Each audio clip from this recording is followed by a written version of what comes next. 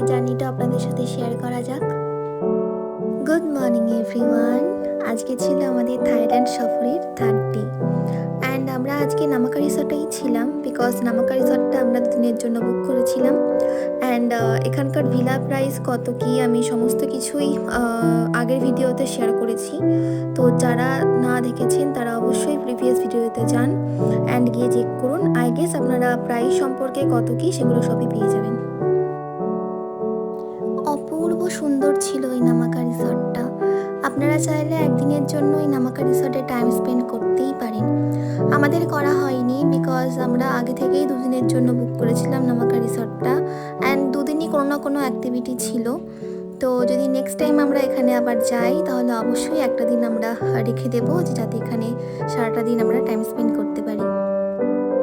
চলুন, কথা বলতে বলতে আমরা পৌঁছে গিয়েছি ব্রেকফাস্ট করতে অ্যান্ড এখানে ব্রেকফাস্টের টাইম সকাল 7টা থেকে 9:30 অবধি।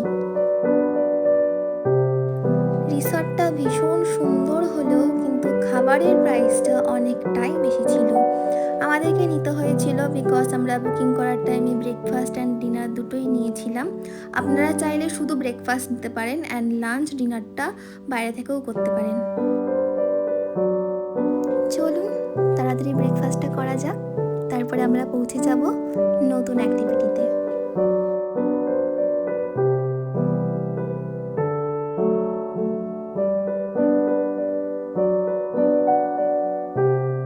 এখানে হেভি ব্রেকফাস্ট করার জন্য কিছু আইটেম ছিল, লাইক রাইস ছিল, স্পেগেটি ছিল, ওদিকে দেখতে পাচ্ছেন সসেস ছিল। সসেস যেহেতু আমরা খাই না তার জন্য আমরা নিয়েছিলাম না।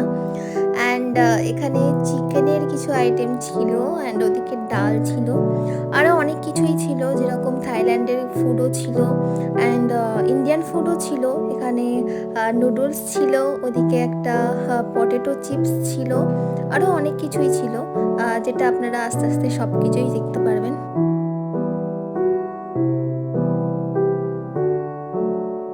আর কেউ যদি মনে করে থাকেন যে থাইল্যান্ডে আসলে আপনারা নামাকা রিসর্টে থাকবেন, তো আমি প্রেফার করব আপনারা নর্মাল রুমেই থাকুন এখানকার অ্যান্ড তার সাথে ব্রেকফাস্টটাও নিয়ে নিন, বাট লাঞ্চ আর ডিনারটা আপনারা বাইরে থেকে করুন, বিকজ এখানকার প্রাইসটা অনেকটাই হাই, তো আপনাদের অনেকটা টাকাই সেভ হবে।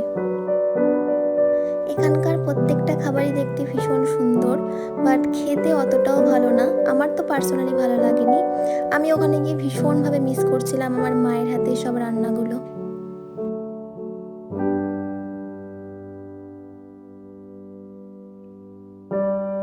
চলুন এবার ব্রেকফাস্ট সেরে আমরা পৌঁছে যাব পুল সাইডে। দেখা হবে আবার আপনাদের সাথে সেখানে। চলুন, চলে এসেছি আমরা পুল সাইডে। আমাকে আগের ভিডিওতে অনেকেই SMS করে জিজ্ঞেস করেছিলেন যে আমাদের 7 ডেজ থাইল্যান্ড কত পড়েছে। আমাদের 7 ডেজ থাইল্যান্ড পড়েছিল 40,000 ভাট, মানে ওই ইন্ডিয়ান রুপিসে ধরুন 1,05,000 মতন। আপনারা চাইলে এর থেকে অনেক কম টাকাতেও থাইল্যান্ড ট্যুর করতে পারেন, এটা পুরোপুরি ডিপেন্ড করছে আপনাদের উপরে। এখানে আমাদের অনেকটা টাকাই বেশি পড়েছিল, জাস্ট বিকজ আমাদের কাছে ইন্টারন্যাশনাল ড্রাইভিং লাইসেন্স ছিল না। অ্যান্ড এখানে যদি আপনি একটা স্কুটি ভাড়া করেন তাহলে আপনার পার ডে পড়বে ওই ধরুন ইন্ডিয়ান রুপিসে 700-800 টাকা। বাট আপনি যদি সামান্য গ্র্যাবে করে কোথাও যান তাহলেও আপনাকে দিতে হবে মনে করুন ওই 200 থেকে 250 ভাট। 200 থেকে 250 ভাট মানে মনে করুন ওই 600 থেকে 700 টাকা। ইন্টারন্যাশনাল ড্রাইভিং লাইসেন্স বানানোর জন্য আপনাদেরকে কী কী প্রসেস করতে হবে এই সমস্ত ভিডিও আমি পরের ভিডিওতে আপনাদের সাথে শেয়ার করে দেব। আই থিঙ্ক আপনাদের সুবিধা হবে। চলুন এবার এখানে কিছুক্ষণ টাইম স্পেন্ড করা যাক। এটা ছিল নামাকা রিসর্টের মেন ভিউ পয়েন্ট। এই ভিউ পয়েন্টটা থেকে আশপাশটা এতটা সুন্দর লাগছিল যে বলে বোঝানো যাবে না।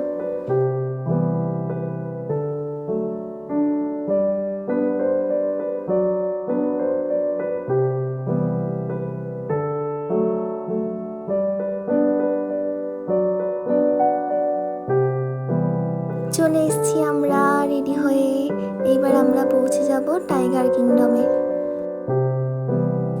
টাইগার কিংডমে যাওয়ার জন্য আপনারা অনলাইন থেকেও বুক করতে পারেন, অথবা আপনারা ওখান থেকে গিয়েও টিকিট কালেক্ট করতে পারেন।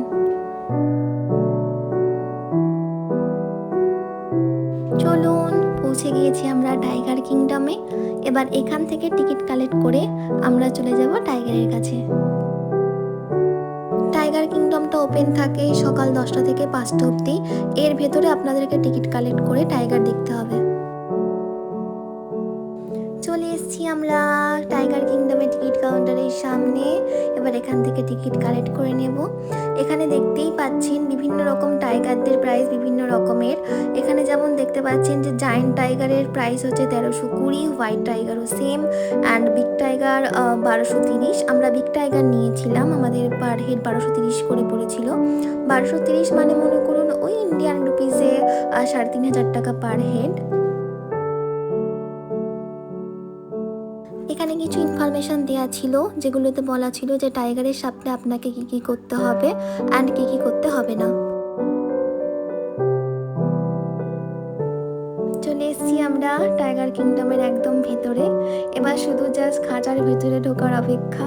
এখানে এসে আমাদের সাথে অনেক রকমের এক্সপিরিয়েন্স হয়েছিল, যেটা আমি মনে হয় লাইফে কোনোদিন ভুলতে পারবো না। আপনারা সেটা একটু পরেই দেখতে পারবেন। এটা ছিল মিডিয়াম সাইজ টাইগার, অ্যান্ড আমরা কেটেছিলাম বিগ সাইজ টাইগার, যেটা এই মিডিয়াম সাইজ টাইগারের খাঁচার ঠিক অপোজিটেই ছিল। চলুন, এবার চলে এসেছি খাঁচার ভেতরে। এবার শুধু আপনারা দেখুন যে কী কী ইনসিডেন্টস আমাদের সাথে হয়েছিল।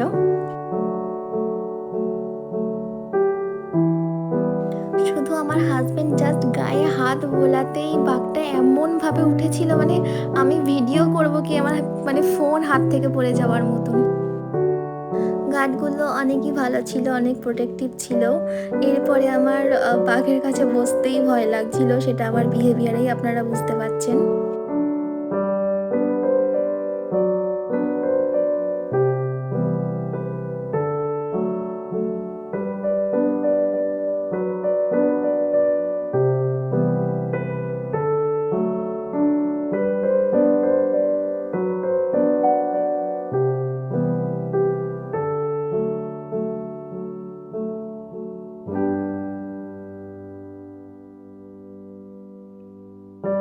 পিকচার তোলার জন্য পোস্ট তো দিচ্ছিলাম অনেক ভয়ে ভয়ে, বাট বাঘটা একবার তাকিয়েছে, আমার অবস্থা দেখুন।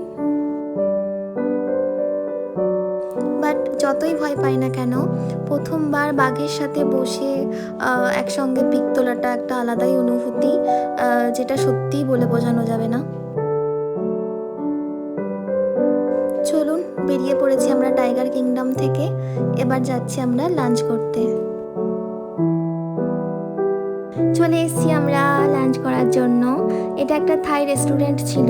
আমাদের দুদিন ধরে ইচ্ছা হচ্ছিল যে থাই ফুড একবার ট্রাই করার জন্য, তো তার জন্যই আমরা এই রেস্টুরেন্টে এসেছিলাম।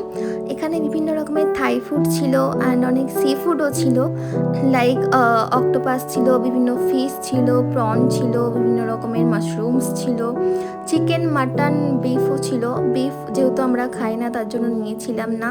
আরও বিভিন্ন রকমের ডিশ ছিল যেগুলোর আমি নাম জানি না, তো আপনাদের সাথে শেয়ার করছি।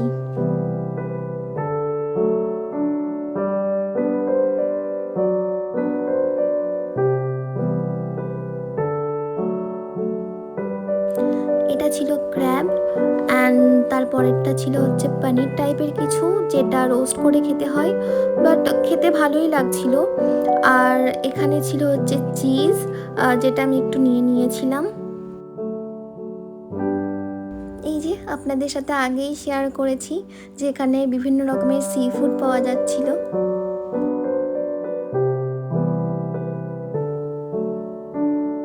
এর আগেও অনেক রকমের সি ফুড আমি ট্রাই করেছিলাম, বা থাইল্যান্ডে গিয়ে মানে একদম বেস্ট সি ফুডগুলো আমি ট্রাই করলাম। এখানে দেখতেই পাচ্ছেন অনেক ছোট বড় ঝিনুকও বিক্রি হচ্ছিল, অ্যান্ড বিভিন্ন রকমের আরও সি ফুড বিক্রি হচ্ছিলো যেগুলোর আমি নাম জানি না। সেখানে একটি মেয়ে ছিল যে আমাদেরকে বলে বলে দিচ্ছিল, বাট নামগুলো এতই অদ্ভুত যে এখন মনে রাখার কোনো মানেই হয় না।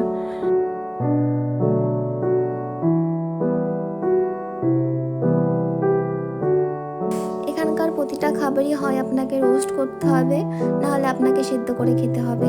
এই যে মেয়েটিকে দেখতে পাচ্ছেন, তো এই নিয়ে আমাদের সাথে শেয়ার করছিল যে কোন কোন খাবারের কী কী নাম অ্যান্ড কী কী উপকারিতা।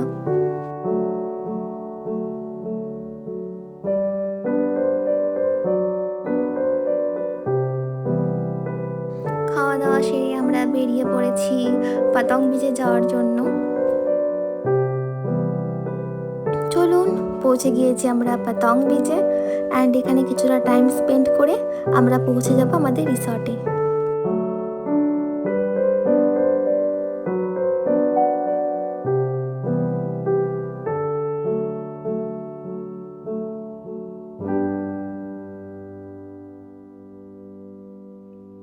এখানে ছেলেটি নিজের স্টানটা কত সুন্দরভাবে দেখাচ্ছিল দেখুন।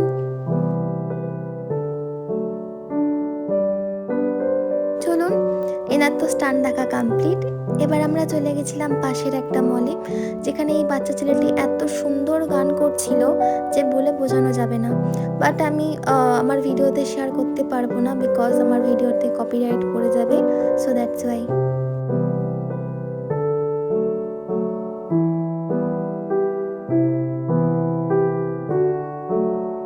এখানে বিভিন্ন ব্র্যান্ডের শপ ছিল, লাইক ডিওর ছিল, H&M ছিল, স্নাইল ছিল।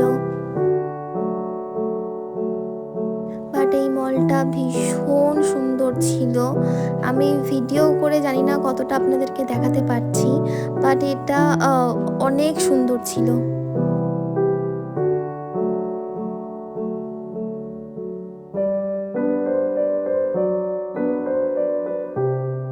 চলুন, এখান থেকে বেরিয়ে আমরা আশপাশটা একটু ঘুরবো, দেন আমরা কিছুটা শপিং করে চলে যাব আমরা আমাদের রিসর্টে।